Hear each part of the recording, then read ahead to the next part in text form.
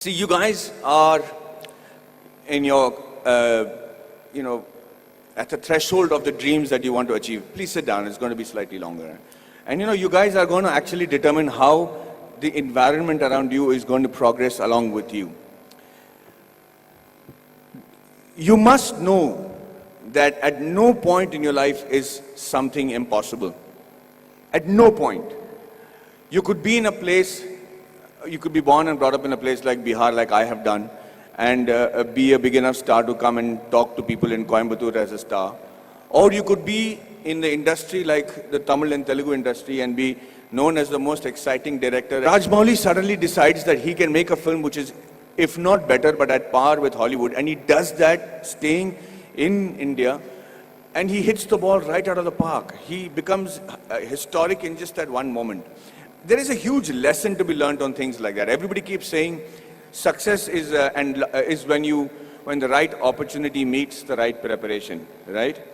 So you can't have the right preparation by being the engineer that you want to be, and you keep looking out for that right opportunity. But what makes the right opportunity and the right preparation come together? When does that synergy happen for you to be prepared for it? Because like they say, if you're prepared but you don't get the opportunity, it's useless. If you have the opportunity, you're not prepared, it's not useless. But they have to meet at a point, right? And that meeting happens because you will it to happen, because you want it so badly to happen. I could be walking down any street, I could be anybody, but why did that one director come and meet me and wanted me to act in that television serial? If you look at every next step in my career, I have never prepared for it. I have never imagined that this could happen. I never imagined that Mani Ratnam will call me. How would Mani Ratnam know about a guy who's doing a television series in Bombay without even seeing one episode of mine? So let's come back to that one point that happens, the synergy that happens between the right opportunity and the right preparation. And that happens when you have what is called situational awareness. So let me tell you a little bit about situational awareness. Situational awareness is when, as in the army, they say you're completely aware of what is happening around you at all times. So, as I was saying, the situational awareness happens when you're completely aware of everything that is going around you at all times. And you should be able to do that. When we are in the army, and if you're walking down the ground, parade ground, anybody who's involved with the defense will know what I'm saying is the truth. And if there's an officer walking away from the other side of the ground, you have to stop and salute him and say, Ram Ram Sarji, or whatever is a call of the unit. If you don't, they'll give you a brick in your hand and you have to shave with that brick. So, thank you, that's awesome. So, the situational awareness is because you should know when the enemy is around you or when there is danger around you. You know how that is taught to you from when you're a child? That's taught to you in the form of good manners, in the form of being courteous. So when you say a good morning, or you're saying a good afternoon, or you're looking around and helping a teacher who's carrying a book and being aware that she needs help, or you're watching around and stepping over a drain and not tripping on yourself, you should know that you're fairly evolved in the art of situational awareness. That's why people insist on teaching children good manners. And anybody who has good manners, it's not just a desire, it's not the desire just to be considered to be a polite guy, but the ability to know when somebody needs to be wished, somebody needs help, somebody is in need of assistance, or somebody has to run away. And that's why you teach your child good manners. And I will tell you today, from the bottom of my heart, I might not be completely worthy of some of the opportunities that I got, but I grabbed it like hell. And I got those opportunities simply because I was a very well-mannered person. I was able to, and with that manner, with the way you walk, with your gait, the kind of words that you use, it's very common to use normal language when you're friends and everything, but most people don't even have a vocabulary. The reason I started those classes in Kolhapur was so that I had my friends who came to me and said, Maddie, we are very good engineers, buddy. We're really good at what we're doing. But the problem is I can't speak in English, I can't speak in Marathi. So when they come from Tatas and Kirloskars for campus selections, I'm not able to communicate to them. They don't even observe a Kolhapuri boy wearing a terracotta pant and a shirt and wearing chappals and don't even consider that he could be a good engineer.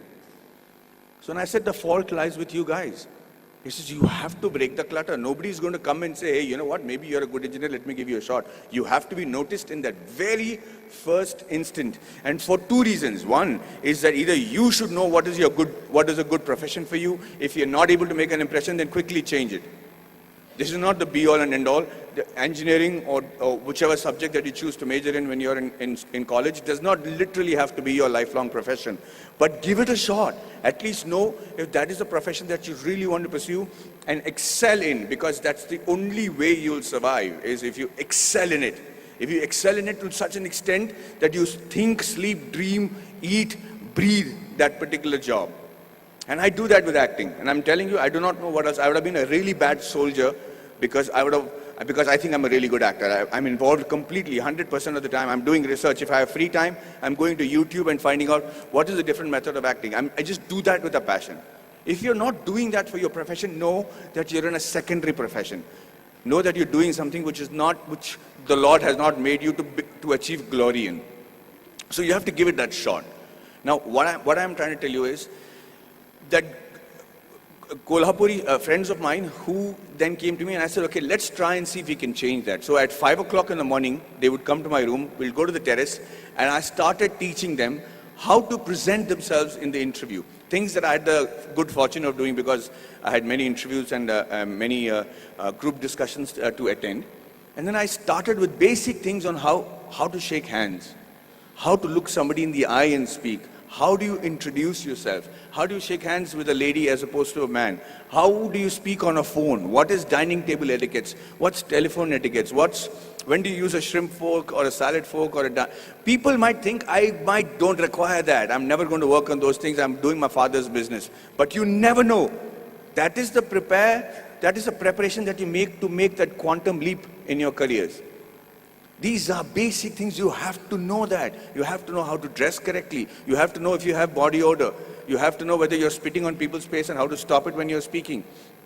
If you don't do these things, ladies and gentlemen, you will be in an average life, doing an average job and living an average life. Having said that, I'm not saying that is wrong. That could be your calling. My father is very happy living that sort of a life because they don't live in extremes.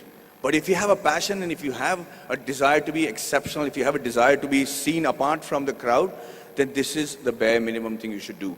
So when these guys went for the interview the next time in Kolhapur, I made it a point to call the Tatas and say, hey, you know what is wrong? Because I am from Jamshedpur, from the Tata Steel town. I knew the officers, I knew the senior gentlemen.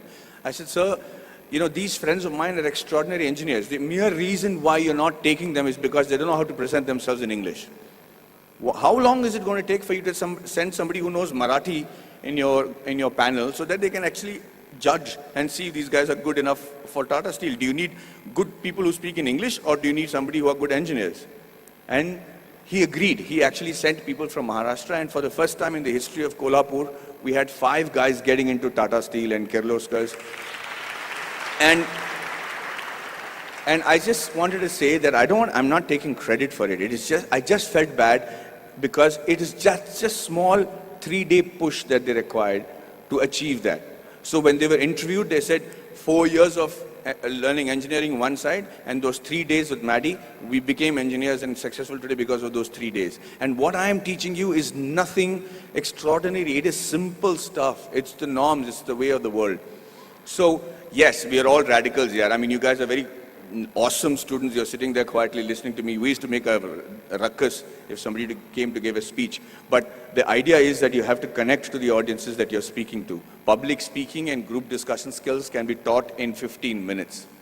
I used to challenge my students that I should say, I will hold each and every one of your attention for 15 minutes because I will say such relevant stuff that you will be forced to pay attention to me.